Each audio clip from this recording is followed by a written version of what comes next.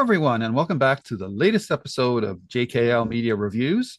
And this time we're finishing off The Haunting of Hill House. We're going to do episodes 9 and 10. 9 is Screaming Meemies, and number 10 is Silence Lays Steadily.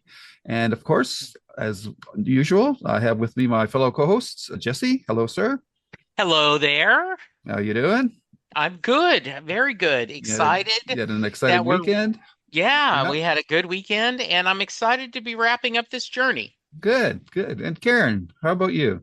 I'm good. And hi, everyone. I'm a little sad to be finishing up the journey, but happy that we're going to talk about it tonight. Yay. Okay, so we get the answers that we've been waiting for. And Jesse, your quick thoughts on the two episodes. I like them. Before we hit record, you said endings are hard.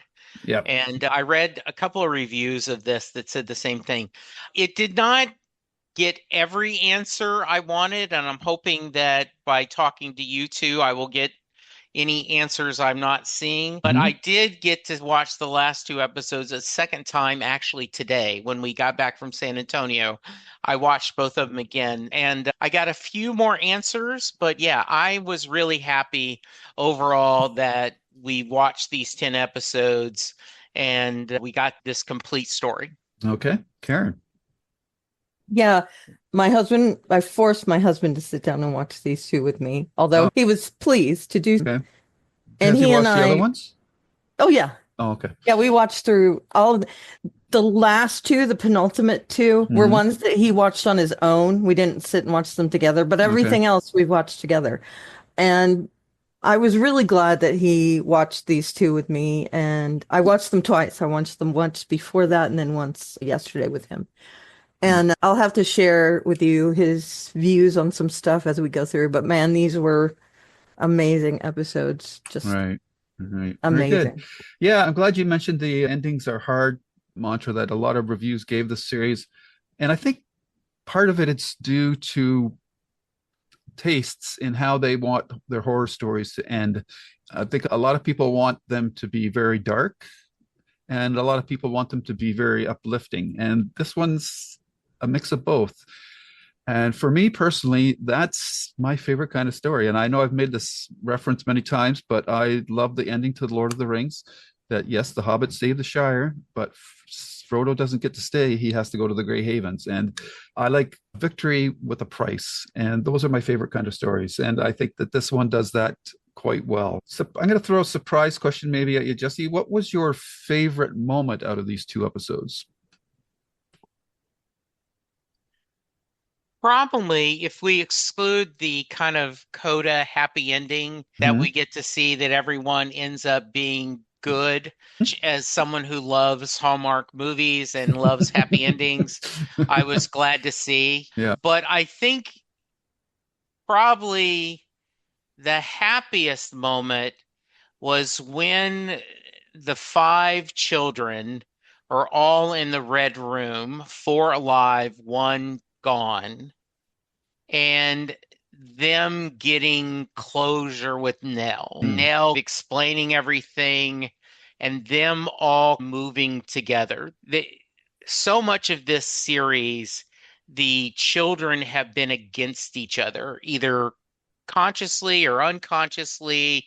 And to see all five of them kind of pulling together, the three alive ones trying to help this, I'm drawing a blank on the son, the Steven? one, yeah, the heroin It's addict. Luke. Yeah, Luke, yeah.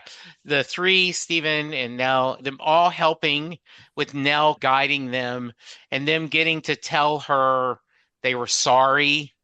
And she was like, no, it's okay. I Hmm. just thought that was really, it was healing for me. And I felt like it was probably healing for them in the Hmm. story as well. Cool. Karen, did you have a favorite moment? Okay, this might be cheating, but I liked how Nell was so instrumental in the finale because in other horror stories, when someone's dead, they're dead. They're Right. gone. We never see them again. And I loved seeing her interact with each of her siblings and have that conversation, and the timey-wimey aspect of it was cool too. Just those little spots in the finale were Okay. bright spots for me. All right, very good. I'm interested, Jesse, in your thoughts on the subplot, if you want to call it, of the Wait a other. minute, wait a minute. Why do Okay. you get out of not I saying already your said favorite? it. I already said Which it. one? I Which said one that was your? like I love endings where there's a cost. Oh, Okay. okay. Okay. And So that's But your so favorite part? yeah, the scene, Okay. what scene would that be then? that would be when you commit suicide to be with Olivia and Nell and says goodbye to Stephen. Yeah. How does he kill himself? Pills. He overdoses on his heart medicine. Okay. I didn't, I was I not don't sh Yeah, I don't really think the means is that important. It's just the act Yeah. is it's But so the pills were open and yeah. by his hand, and I'm assuming that's how it was the bargain he made. Yeah. Yeah. Yeah, I did not catch that the first time. Okay. It was only on the second time that I caught that. I realized I knew when they were dragging Luke out and Stephen stumbled and looked down. I knew that was Hugh's body. Just could catch, I understood, okay, I've learned how to watch this show. Right. Yep. And especially, I knew something. And then when he said, you didn't tell your sisters, I went, oh, he's died. Mhm. Yeah. So I thought that was good. I Okay. thought that was, I knew he had died, but I didn't think of it as suicide, but that's exactly what it was. I just thought he gave up like, he couldn't get his heart pills in time. And Hmm. so he passed away. Gave up the ghost, Yes. so to speak. Um, Yes. okay, so I want to cover this before we get into it too deep because I think it might get lost in the shuffle. But one of the things I really like about the closure of this series is the subplot with the Dudleys. And the Mhm. very last shot of Horace bringing Clara to die in the house so that she can be with the little girl who we've learned is the little girl, the daughter that we've been seeing throughout the show. And it's also the reason why the Dudleys, even though they don't want to stay at the house at night, they can't leave the house either because that's where their daughter's spirit is. So I like that parallelism with their family and the Crain family as well. Karen, any thoughts on that? Yeah, I really appreciated that part of the story. It gave a different dynamic, whereas we have the large family as the main plot. We have this very tight knit, small family group. And I'm also talking about the fact that they lost their son early on. And I liked seeing that we see two different forms of tragedy, one in a large family with a big family dynamic, and one with a small, like mostly just a couple, right? And seeing them, and then the surprise with all that. There's a lot of stuff that goes into the daughter, and I'm sure we'll talk about it. But yeah, I love the dichotomy between the two. Okay, Jesse. So I did not see that Abigail was alive. I assumed she was a ghost. And even when Olivia sees her, I just assume, oh, it's a ghost because this house is ghost you can see. I thought that was a surprise to me. I was surprised too. I thought she was already a ghost. Yeah, Yeah. same Yeah. here. And They put that in your mind, right? That Yeah. yeah, you're Yeah. seeing someone weird in the woods. Yeah. Yeah. And yeah, because she was like in only being seen by the kids, it seemed. yeah. Yeah. And when him talking about it and as we love, or at least I do, right, that after the fact you show, oh, they plainly talked about it. I'm homeschooling her. Mhm. She's doesn't go out much. So yeah, I thought that was very interesting. And I go back to once again, they tie it up is why haven't they destroyed the house? And there is a scene where Hugh, no, the house is going to stay there. I'm going to keep only people that can go are the Dudleys, right? And you wonder one, financially, how have they been able to afford that? But that's not important. I think of that. I have there was something else recently that, oh, on the latest Doctor Who, something happens and a guy says, "Nope, I'm retiring from my barber shop. You can have it." I'm like, but how are you going to make money? Charles was laughing at me that I was more worried about the logistics. But Olivia had a life insurance policy. there we go. Yeah. So yeah, it was sad that as much as, and someone reviewer said that as much as the Dudleys didn't want to spend forever there, it's interesting that they ended up spending, they're going to spend eternally there. Yeah. Yep. Yep. All right. So let's dig into this episode 9. And this is where we see the downfall or the coercion of Olivia by the house. And I think that Carla, she played the role so wonderfully Yes. in this, especially in this episode. And it's a difficult act to pull off because she's doing a horrible thing, but at the same time, the creators of the show want you to feel sympathetic for her. And I thought that she played that really quite well. So why don't we talk about the whole Olivia being taken over by the house and to the point where she's going to kill her children in order to save them. Jesse. Yeah, this worked better after a second viewing. At first, I was confused. What was the house's motive? Why did they want that? And I still would like to hear y'all's theory about why Poppy or the house, besides her being crazy, and the closest I could come is the house didn't want to be alone. They wanted, right? Yeah. That's a pretty good theory. Yeah, and like when he says it isn't the heart, it's the stomach, and that red room fed it.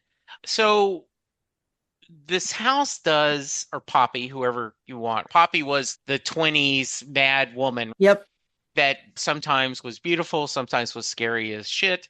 Fitting, did a perfectly dastardly yet beautiful manipulation job and we assume that Liv was already a little sensitive, right? She had a little touch of ESP or whatever, sensitive to spirits. And the idea, and yes, very tired, all these things go together. And you do, as a parent, have a fear for your children. You always worry about them. And a funny story, right, is when Chris went away to college, Linda would be furious that he would not call us. And I said, "Do you remember how much we mocked your mom and dad if it had gone a couple weeks and we hadn't called them?" They go, "Oh, I thought you guys were dead or something." And she goes, "Yeah, but that was different. Now then I'm the one worrying." And so Yep. they made a deal that every Friday he called her. Okay. He called her every Friday Night, party night. Wow. Yeah. Yeah. I would have said Not Monday or necessarily Sunday. been Friday morning, just it could be just anytime Friday. Okay. So anyway, so I love that idea that she's worried about her children. The house is feeding them fears. And then, oh, when the two children are, yeah, and you're going to try to kill us, and I'm going to be so scarred, I'm going to put poison in my body. And then these fears. And Poppy, wouldn't you wake them up if they're having a bad dream? And in her mind, this is exactly, it's all a dream. Right. And I'm just going to wake them up by this poison and I don't even think she thinks it's poison. She thinks it's a magic potion or something that's going to wake them up. And it is just absolutely heartbreaking. Sure. Yeah. What was the question? The whole Olivia being right, over by the house. Poppy is such an interesting character. She goes through that little first was this and second was this and the mother fought him off and all that. And I'm assuming she's describing like the first victims in this house. Is that what you get from it? That they were the first? Yeah, I think so too. and I'll throw this at you while you're talking about it, is do you think that she talked her husband into breaking himself in? I assume so. Yeah, I assume I so. think so too. Yeah. After Um, she had died? right. Yes. And I think Yeah. she might be like the driving force behind all the bad things that happen in the house, even though the house is probably fine with it. The Mm. house feeds into it, but I think she might be the mouthpiece of it. And it's probably because she was that in her real life. And did we ever figure out why the house? I know they made some houses are born evil, but Yep. there was not anything more than that? No. Okay. I No. think it's an inference, really.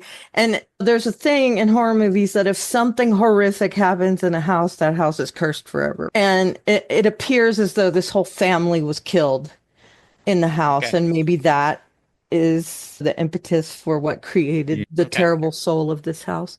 Okay. And I like the stomach analogy as well. I like to think that the house is feeding off of the souls that get trapped there. Yeah. That's how the house gets energy and spirit. Yeah. But anyway, and I'd like to know why the clockmaker was killed. What was that about? Because Mm. he's a ghost in the house, right? But we're talking about Olivia. Sorry about that. That's okay. Yeah, I love Olivia. And I like to think of her as a sympathetic character, even though she does some terrible things. I think that because their family was sensitive and maybe had some kind of abilities, that she might have been more equipped to deal with it otherwise, but because of these headaches and the stress that she was going through because of renovating this house, that it broke her down a little bit. And whether I don't know whether the house was initiating these headaches or not, but I tend to think that not only was it a weakness, but it was also a strength in her, and she fought it really hard. I feel like she fought against it. And it's only because she had this, like the devil on her shoulder, being Poppy, whispering in her ear and telling her, your kids aren't going to be safe when they leave you. Your husband's going to take them away. This way you can have them with you forever. And I think that was really the last straw for her. She sees her daughter and son dead, and she knows if she lets them go out there, this will be their fate. And so, in order to protect them, she's going to kill them. And it's tragic. But we've heard through the whole thing that Hugh and Olivia had this wonderful marriage. And you can see that they did in that second to last episode. And it makes you really sad to see what happens to her and how she is taken advantage of. I feel all kinds of ways about Olivia. I run the gamut really with her. I don't feel like she's black and white at all. Whereas up until this point, they made her seem like maybe she was mostly bad. But I do feel like it shows a lot of her, like how she was before the house got to her in this episode, Screaming Meemies. That's how I feel Yeah. about it. I feel really bad for her in that episode. Yeah, for sure. Again, a very powerful performance because you're doing the crazy stuff, but you still have to seem sympathetic, empathetic to the audience. And I thought that Carla, and of course the writing, really helped sell it. I'm just going to go back to Jesse's question about the house, why it was doing what it was doing. There's also a trope in horror that certain places are just bad. Either it's the whole concept of good and evil. If you believe in such things, that there's just like evil in the world, it takes various forms. Sometimes people get taken over by it and they do something bad, and then that evil leaves them, and if for that one act, that person would have never done that thing. But with other people, it just takes them over. And if you want to look at certain points in history, present day, for example, or go back to World War II with Hitler, there's a theory that there's just forces of evil and good. And whether you want to say it's like God and Satan, the same sort of themes that you would, if you've Anybody out there is familiar with The Stand with Stephen King? We've got the walking dude and the Mother Abigail representing the sides of good and evil. So it's not an uncommon trait or trope in horror that certain places are bad. And if bad things happen in those places, like what's happening in the house, then that makes the evilness of the place more powerful, and it just feeds on itself. I guess the question I'm always left with at the end of the series is, okay, you save the kids and the house has got the father, mother, and daughter, but what about in the future? Is it going to get hungry again? That's a question that the show doesn't even try to answer, but I always wonder about that. Any You know, thoughts on that, Karen? yeah, I have some headcanon. Okay. And again, this is just me doing fan fiction for the show, but I'd like to think that maybe since it was a deal that they made with, oh my goodness, Horace and Clara, what is their last name? The Dudleys. Dudleys. Dudleys, thank you. That the Dudleys made the deal with Hugh, and then after Hugh dies and Stephen gets left the house, he gets told about this deal. And when Clara is about to die and Horace is taking her to the house, he calls and he says, "Okay, we're done." Because that was because they wouldn't want anyone else. Their whole deal was, we don't want this to fall into anyone else's hands. So I'd like to think that they set something up that when we're gone, do whatever you want with the house, because then we'll all be at rest. And so Stephen goes and burns it down or whatever. That's just my headcanon, but I'm assuming because of the way the Dudleys felt about the house, that they definitely would not want to just leave it there empty, right? Or at least that's my thought. Interesting. Jesse, you got any thoughts about what I said about evil? Yeah, Oh, sorry. No, the that's okay. one of the things, right, is that you wish you could protect your children. Yep. And the other thought is this is it is not, unfortunately, it is a reality that sometimes mental ill parents do hurt their children with the idea of protecting them. Yeah. Right. Yep. So that isn't that it's a horrible thing, but it is not a total stretch. Yeah. So yeah, and there is so much evil in this. Yeah. And such a sad, absolutely just so disturbing. Mm. And Hugh has tried to not tell them to protect them and has Right. ended up almost hurt them. Yeah. Yep. The best laid intentions of mice and men. Yeah. So yeah, so episode 9 was really powerful. And as with most stories, it's usually the penultimate episode that's the one that people like the best. And we'll come back to it again. Endings are hard, Yeah. but as from a lot of the reviews that I read, people were disappointed that the ending wasn't darker. And I don't think that it's a trademark of Mike Flanagan that he doesn't really do the nihilistic endings. There's always some hope. And Stephen King's that too, I think, in his stories. I like the fact that, with a few exceptions, if anybody's familiar with The Long Walk, which is coming out as a movie this year, that's a pretty nihilistic movie. Yeah. There's no happy ending there. But in the end, in episode 10, it comes down to the fact that, as like a Hallmark movie, love conquers all. Let's just talk about Jesse, what you thought of that episode overall, and the fact that the kids band together to help each other, and that in the end, you makes the sacrifice that allows them to all survive.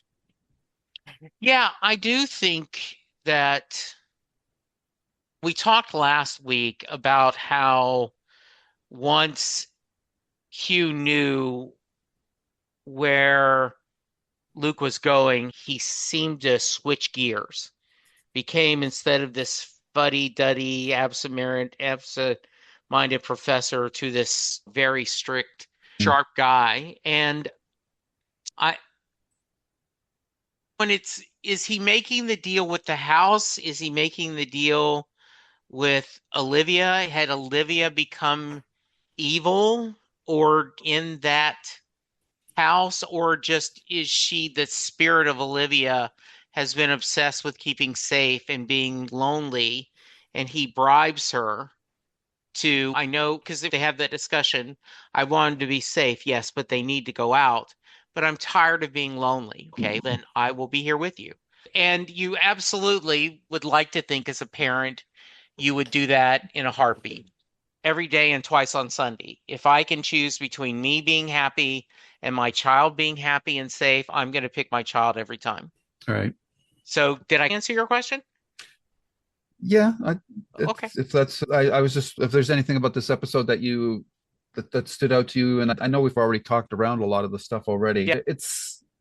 It plays out in a way that's the vision that Mike Flanagan and his co-writer had. A lot of Mhm. people were expecting the whole family to get wiped out, or they wanted more of a casualty list than what they got. But I think that the story played out in a surprising yet inevitable way. Yeah, I agree. We talked about last episode, and maybe this is where we really should have brought it up a bit more, was the whole concept that the red room was representing different things to each family Yeah. member. For one person, for the boy, Luke, it was a treehouse. For the girl, it was a playroom, A dance studio, the dance reading studio, room. and a I tea room. did, yeah, I did love the line, and I'm so glad. I may have missed it if you guys had not talked last week and told me what the Red Room was, because I would not have picked that up. And I'm so glad you guys did. When she says, I'm going to be in my reading room, and they're like, what room is that? No, Which it room was did she just, pick to be her reading room? Yeah. yeah, but yeah. And I love that. Since I watched these back to back both Mhm. times, which episode was the house showing them once and future past, like giving you alternate timelines? Which was that, in 9 or 10? 10. 10. Okay, okay. Well, then I'll save it when we're talking 10. We are talking 10. Yeah, we are Okay, talking we 10, are. so Okay. Okay. go for I it. thought we were, yeah. I loved those episodes, that scenes where, and I suspected something right away, right? Like when he's seeing his wife and they're all together, I'm like, this show has done a little bit of flash forwards and backwards, but I don't think it would do this. So this has to be a dream. And then, especially when she is so cruel to him. Yeah. Now, I know a lot of reviewers said that if they would not have ever forgiven him, they thought he was a jerk and that his wife should never have forgiven him. I thought that the ending where he confesses, I think if you love someone enough to marry them, I think you're going to. I thought that anyway, I think that worked for me, but of course I want a happy ending. Him being, and she's saying you're eating, that I've had to support you and F you and feed you and do all this stuff. Luke's was so sad that this person he was trying to support in a happy world where she did take the money to go Mhm. buy a room, right? Mhm. That Yeah. he did that.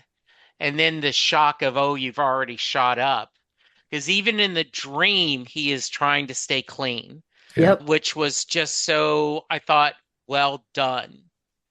And then the scene where Shirley was unfaithful and has had that guilt. Here goes. I just Yeah. thought all that house showing them their fears, their guilt, their desires all warped up to one was very clever. Yeah. Here. Yeah.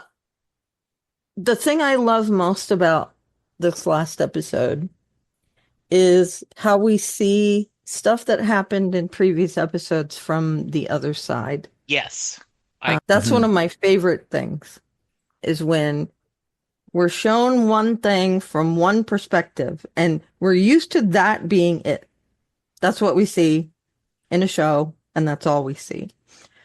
And he's done this before in other of his properties where we're shown that scene again, And it's like we see it in the mirror now from a different perspective. And I think that's what makes this episode so brilliant. And it uses a couple different contrivances for that. We see that the house is showing them, like, I guess what they would want for their future, kind Yeah. of, but it perverts it a little bit. Yeah. When they start to question, this isn't right, that's when the house, okay, fine, then when it's spiteful and it shows them this terrible side of things. And then they wake up.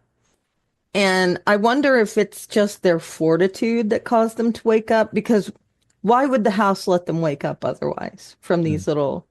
And Luke, of course, it made Luke go in there with the rat poison and shoot up because it knew he was weak enough. But I think it's interesting to see that they all found their way to the red room. Yes. And it's like the house is calling them there. And the red room is fascinating to me that none of them knew that they had gone into the red room. Yeah. But they all also knew that they'd gone into the red room. Yeah. Yeah. And I think that's another kind of storytelling convenience that, and I love that we get to see it through different parts of this. This is the first time we saw that Theo had a dance studio in that room. Is this episode, right? At the We had beginning of seen the her episode. dancing, but Yeah. other times, right? Yeah. But we saw everybody else. Like we saw Steven in his game room. We saw Nell in the toy room. We saw Luke we saw them all in their room. And I think it's interesting to see what they all wanted and how the house changed them.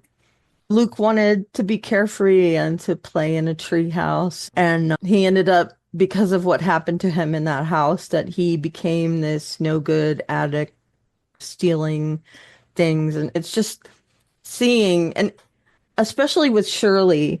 Shirley wanted a house and a family because we saw that they gave her like a living room in the red room. And because of her experience with the kittens and all that, her trajectory changed, as well as Theo, who wanted to be a dancer and ended up, because of all this, wanting to be a child psychologist. So we get to see a lot of what they were like as kids and how I want to be a fireman, and then they grow up and are something else. But theirs is through tragedy and how the house changed them. And just the whole convenience of seeing things from a different perspective. And it shows us things in that second and third perspective in several different ways. And it's just, I don't know. I don't know how he does it.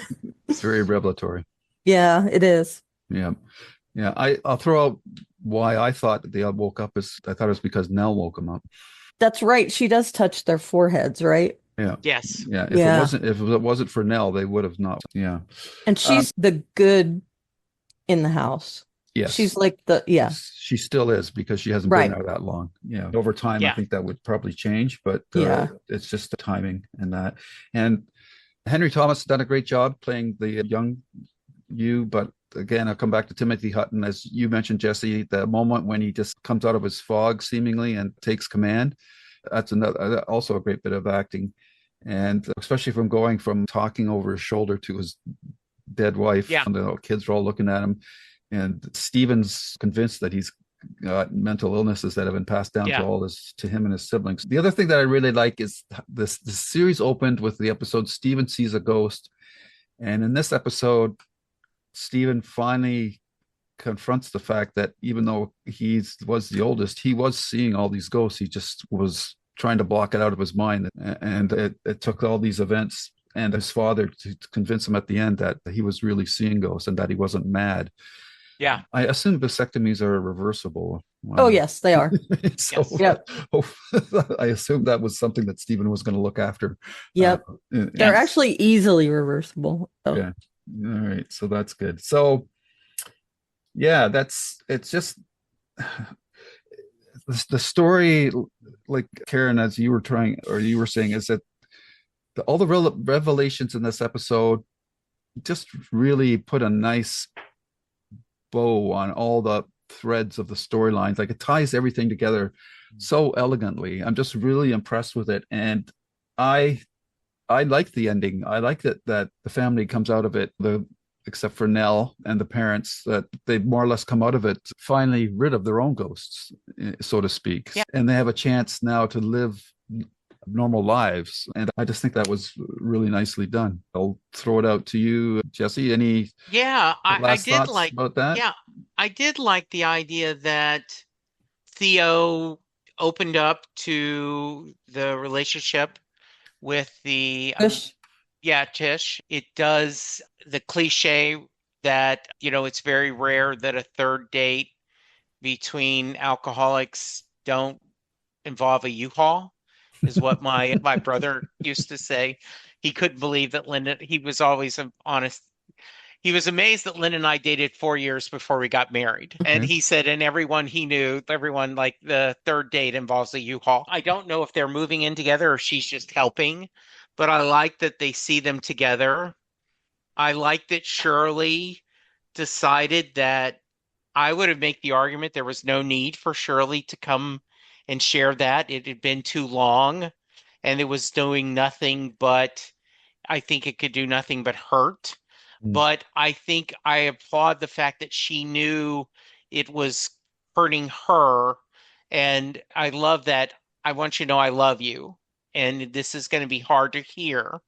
So I'm like that they worked that out. And I like that Luke, it appeared to be 2 years, still single, but is in his sobriety Yeah. and his family around him. And as it almost feels like Nell's sacrifice, along with the parent sacrifice, gave the four existing surviving siblings a chance to bond and become a family. And I Yes. think that's a wonderful sentiment. Yeah. Yeah, without Nell, they just would have continued on in these horrible lives that they had Right. Yeah. made for each other. And yeah, she not just saved their lives, she saved their souls. I think it was Yes. very important that she told them like that they were all feeling guilty that they hadn't saved her. And she told them it wasn't their fault and that Yeah. they all loved each other. Like some people complain about Flanagan being schmaltzy too often, but I think it was earned. Like Yeah, I do too. it didn't come out of the blue, and it wasn't melodramatic. It was just like, yeah, we all went through this, and I know that we all had our problems, but I don't blame you for what happened, and go live your lives. I mean, that how many people would die have their ghosts tell them whatever that guilts they're carrying or self-doubts that it's not your fault. So I think that was very important because Nell doesn't just save them physically, she also saves their souls. So I think that's a Yes, very she important does. point. I do Yeah. too. Karen, you got anything else you want to add there? Or? Yeah, if you don't mind, I want to talk about watching it with my husband. And Sure. Please. this last episode in particular, I cry at the end of this episode, which is so stupid. I don't know why I do, but I do. It's an I honest think, reaction. yeah, Yeah. and I think it's the combination of sacrifice for those that you love and the fact that they all got their closure with Nell in that room. She says you couldn't have done anything to help. Yeah. And then seeing them happy and Luke being sober for 2 years and all that. So watching my husband watch this episode was a joy for me because seeing him put together all the pieces as Hmm. he's watching it, I First don't get time? Is it? yeah, watching the series, yeah. Okay. And I'm really quiet when it comes to these. I sit there and I watch him watch it, and Mhm. I watch the show too. But every once in a while, when I know something is coming that's going to be like this answer Emotional. to something, Yeah. yeah, or emotional, I look over, and one of them is when it's revealed that they've all been in the red room at different Right. points. And he Yeah. was like, oh, that makes sense. Why would there be a treehouse? Yeah. And then one of the other ones, which I found was very insightful, is when he picked up on the fact that Steven says, "What did I see?" And that it has so much meaning in that moment. He means, did I see you dead on the floor? Now, I think that's the literal meaning of what he Yeah. saw. What did I see? But what he's really saying is, what did I see all these years? What was going on? Enlighten me. And Hugh takes him on that little journey on what happened, and also the fact that we think, or at least I think, we're supposed to think that when Hugh takes all the kids out of the house that first time and keeps them into a hotel room, that it's because their mother killed herself. Really, it's because the mother killed Abigail. And he doesn't want the kids to see that their mother has done this horrible thing. So that was also a twist. And I also was worried. I thought that he also was worried that she would continue to try to hurt the children. And so they had That's to get part them of out it. of there. Yeah. Yeah, Right. that's part of it too, for sure. Yep. Yeah. I think he had figured out there was something else going on, Yeah. and he just wanted the kids to be away. And so that was a bit of a kind of a twist that they put in it. And then knowing that Hugh is coming back to the house to try and find a way to save his wife from this, and finding her dead already Yeah. was heart-wrenching. And so that puts another layer on there, like right at the last minute. It puts this other blanket on top of the whole thing. And Yeah. it really illuminated Hugh's dedication to his family. Yes. And so watching him go through all this, and then at the end, I'm crying, and he's, what are you crying about? That was a good show. And I'm like, I'm trying to give him the overview of what I'm crying about, but it's hard to put my finger on it because it's so many different things, and they just all overwhelmed me. When I watched it before, I'd get like a single tear or whatever, but because I watched it with him, and Yeah. we have a bond, and then we both had a bond with my mom, and just all the parent kind of dynamics. And so for some reason, it was just overwhelming. And then having him comfort me about it afterwards was also a highlight. But then I loved seeing him see this for the first time and kind of understand, oh, I get it now. I Yep. see now. And that was, if you have a chance to watch something like this with someone you care about, Yeah. it is just priceless, I think. Yeah, I agree. Yeah, it is. Yeah. I think the most touching thing for me was Yu's redemption arc in Yeah. the series. And in this episode, we get to see that. We get to see the Timothy Hutton version of the character come to the forefront, drops the like I'm in a cloud vibe, and takes charge and does the thing that's needed to be done. I like that quite a bit. Jesse, you said you had questions. I'm going to throw out one that I had.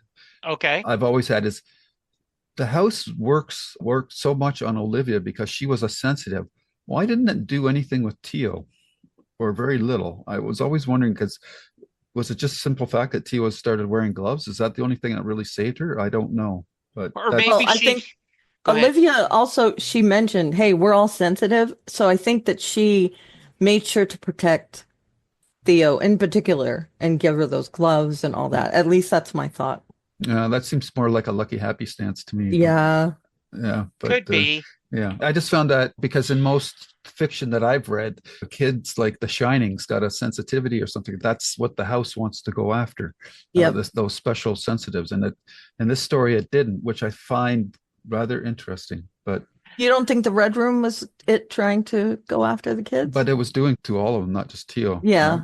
Tio Yeah. was the younger kids had sensitivity, but I guess that's more because they're young, like they don't have the blinkers that you get when you get older. Like the difference between fantasy and reality becomes much stronger as you get older.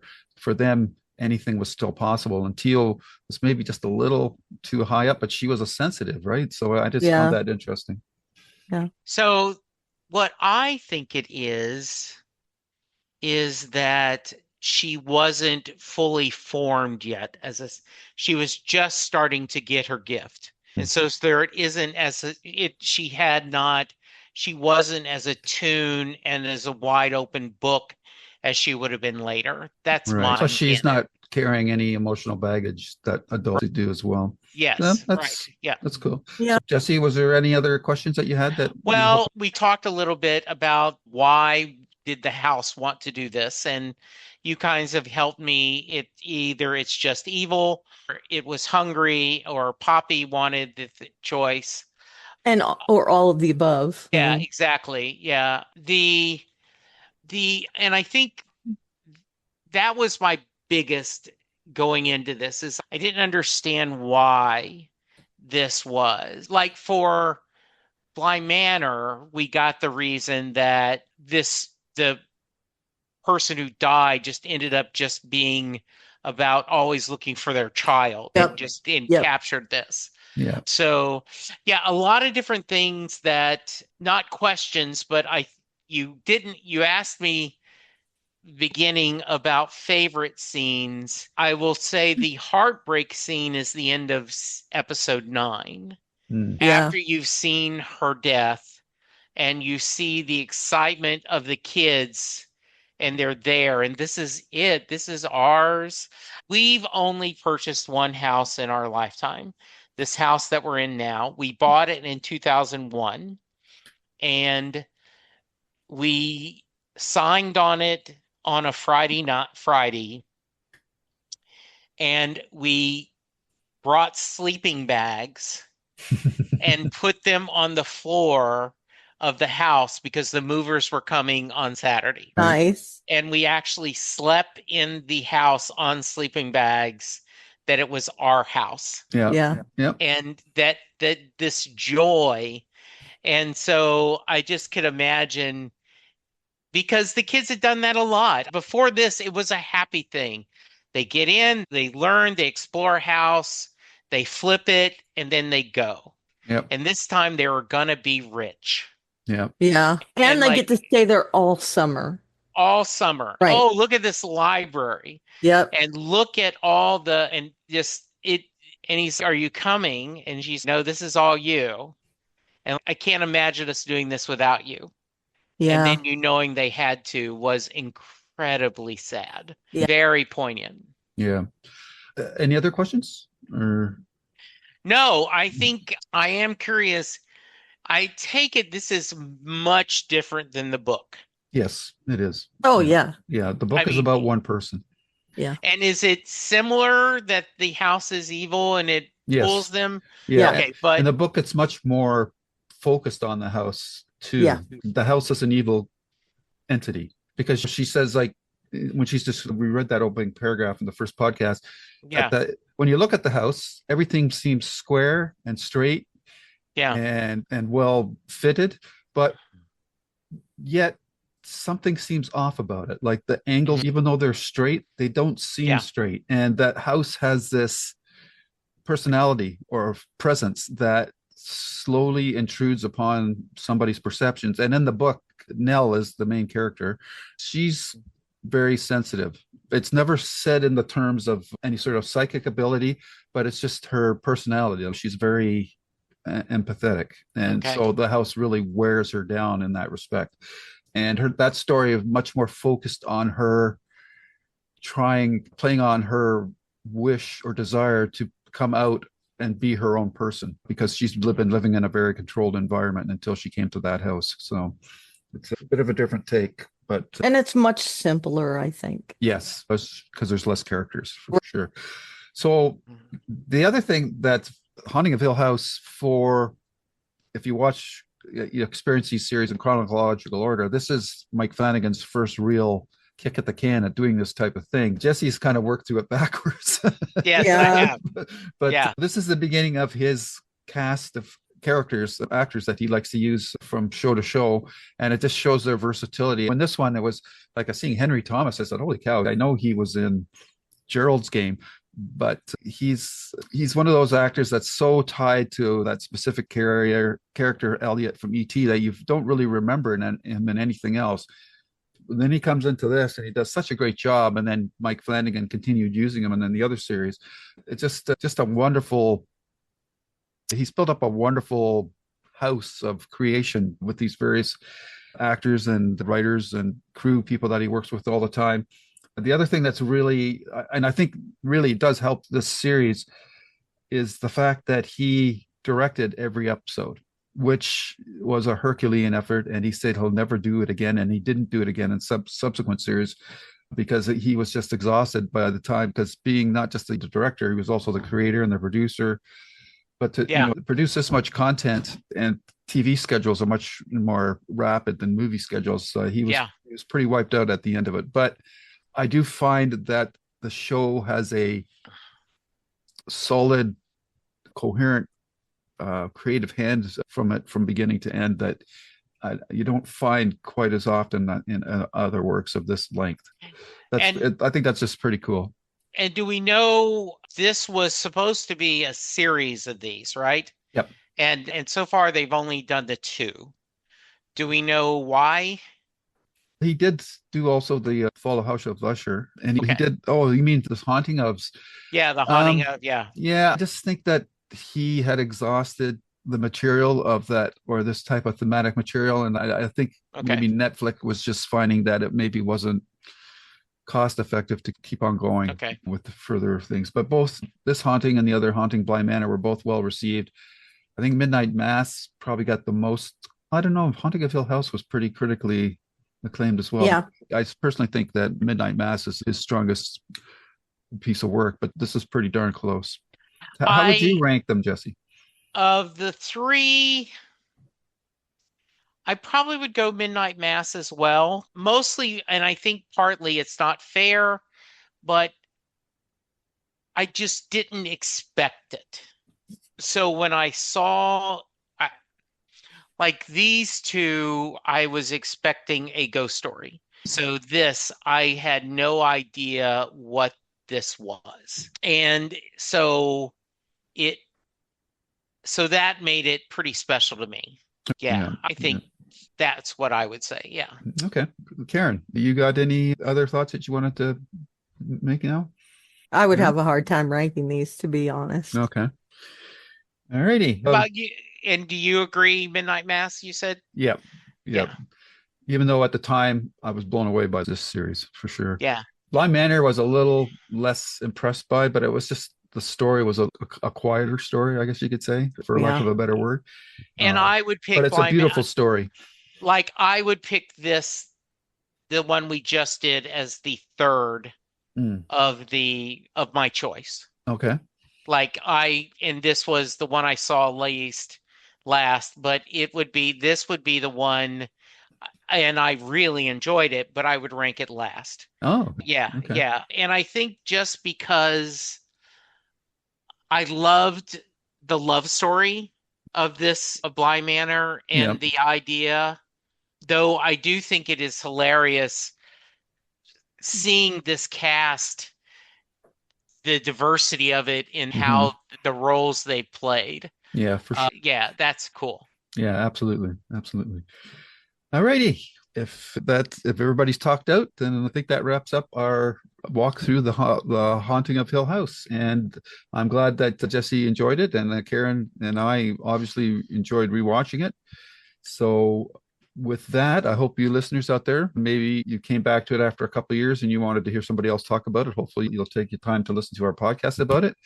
But that brings a conclusion to the Haunting of Hill House. What we're doing next, I think, Jesse, you were excited about something last episode. I don't remember. Yes, I'm a huge Michael Keaton fan. I fell in love with Michael Keaton with Night Shift, and then I love that movie with Henry Winkler, and then obviously Mr. Mom, and then he went on to do Beetlejuice and Batman, and have done many great things. Just recently, he did a movie that Knox Goes Away, and I watched it and was captivated by it. Okay. And then I watched it a second time, and I was just as captivated. And I recommended it to a couple people, and they called me back and said, "Oh my God, I'm good. So glad you had me watch it." The premise is, very quickly, Michael Keaton is a contract killer. He kills people, and the movie begins with him being diagnosed with a very aggressive form of Alzheimer. Wow. And then stuff happens. And so I will not spoil anything else, but I think it's a really wonderful, and we were talking about instead of going through another series, we would just do a movie. I started to pick Bruce Springsteen's Road Diary, but I figure I'll wait a little bit before I make you guys watch something else, Bruce. So Knox Goes Away. It's available on Max, and that's what we're going to talk about next week. Awesome. Okay, cool. Very cool. All righty. And with that, Karen, where can people find you on the interwebs? I am at Aldaveria on the various social media sites, and my blog is alliestuff.com, where there's a bunch of links there on the landing page. You can also email us at jklmediareviews@gmail.com. All right. And Jesse. I am at Jesse Jackson, DFW Twitter. By the way, funny story.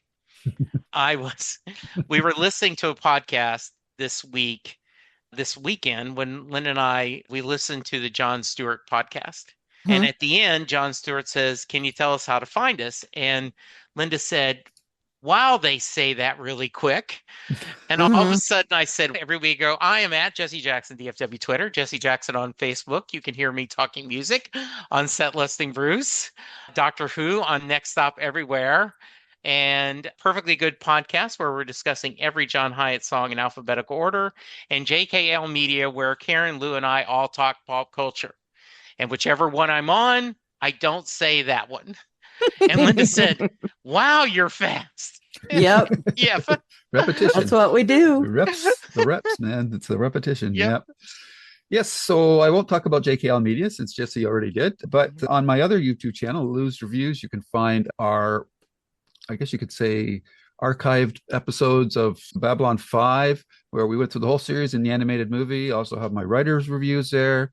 Stephen King podcast. Stephen King has a new book coming out this month, Never Flinch, on May 27th. So looking forward to reading that. And Jesse and Karen, I believe you both agreed we're going to go talk about it. So that'll be fun.